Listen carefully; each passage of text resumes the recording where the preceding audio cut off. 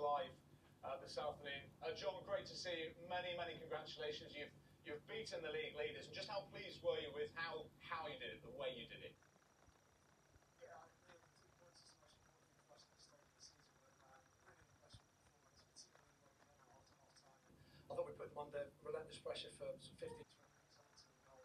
Naturally, after that, sat off a bit, but I think fully deserving on effort and work rate and actually application and some good quality time. So they're really pleased with the result. Just on that, something we spoke about here in the studio that really evident in the first half. Probably a little bit more in terms of sitting back and soaking up pressure, but that second half, what was your message at half-time? Because there seemed to be a real clear shift in your mentality of getting higher up the pitch and going to attack the game. Yeah, I think we sort of earned the right to be in the game at half-time by sitting in, working hard, maybe not being quite as aggressive as we'd have liked to have been, but whoever's caused us a couple of problems got taken out to sort of get in that position. So just made a couple of adjustments, and it was only sort of asking the players to go sort of 3 or 4 yards higher, not really changing a huge amount, sniffing out when they could be aggressive on the press and when they couldn't. And to be honest, the lads executed it brilliantly. Particularly, it happens to us quite a bit as well. We attack the front end, but it does have an effect on players, both us and the opposition. And I think that played a part. No, I had Josh and Marlon under me, and I've got to say, when you go back in the dressing room, will you take the cigarette out of Marlon's mouth? He honestly played with it. And Josh, when he's like that, he's a dream for you, isn't he? When he's flowing like that with the comment, you've got to give him so much confidence.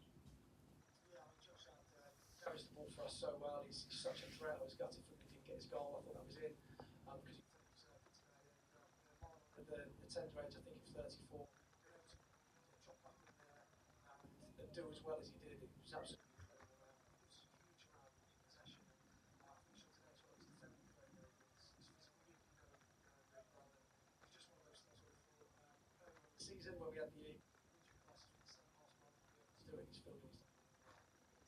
John, how pleasing has it been from a managerial perspective to see your players climatise to the championship surroundings? I'm thinking of individuals like Conor Ogilvie, Andre Dizel, Josh Murphy, that really come into their own, and you really see everything coming to fruition now in terms of the confidence.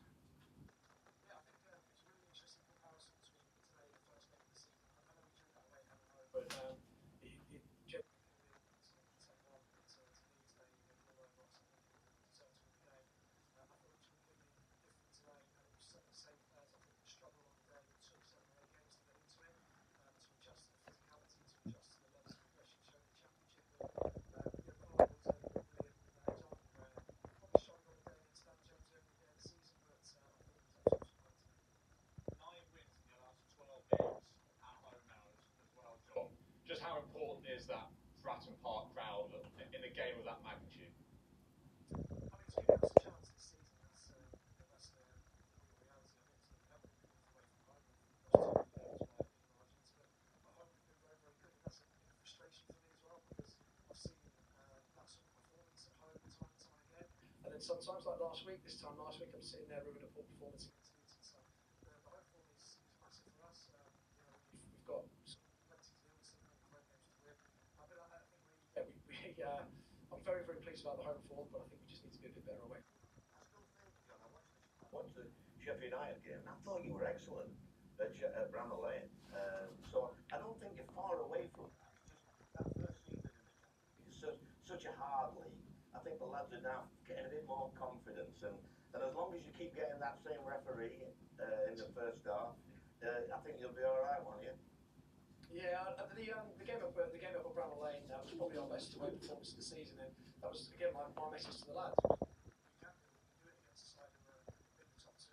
I think probably the top half of the points deduction. So we actually took a lot of confidence from that. We won 3 games on the spin after that. So the message is we can compete, we can do it. It has taken us a minute to just settle it down, and I think first of all adjust to the level, but second of all just to adjust mentally to know that we can compete and to have that sort of level of belief. And it was a big message for us today to make sure that with everything we did this week in terms of the preparation to Leeds, we didn't forget about how good we can be as well. Just taking you back to the first half then, John, and Neil was alluding to the referee, Rob Jones, who's a top-flight official, didn't award this penalty we're looking at now. What was your reading of it?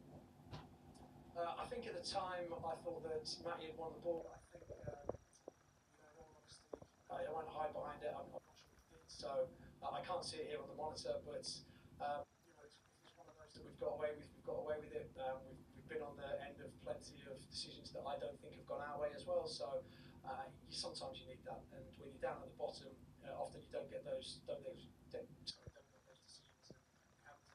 large parts of the season. So I'll be honest about it. If it's a penalty, it's a penalty. We've got away with one, and we just have to sort of ride our luck and move on. You go and enjoy yourself tonight, John, because these days are what it's made for. Championship, getting a win like that, seeing your boys go through a brick wall, and then you go and have a quiet glass of wine. Give John Ali my regards. Yeah, I don't go quite yet, John. I need to say goodbye. We've just got two more quick questions. I know that's a wise way. Just a couple of questions. Colby Bishop, the match winner. I mean, you know what this guy's been through health-wise in the last 6 months to a year. For him to score a goal of that significance, you must be chuffed a bit through.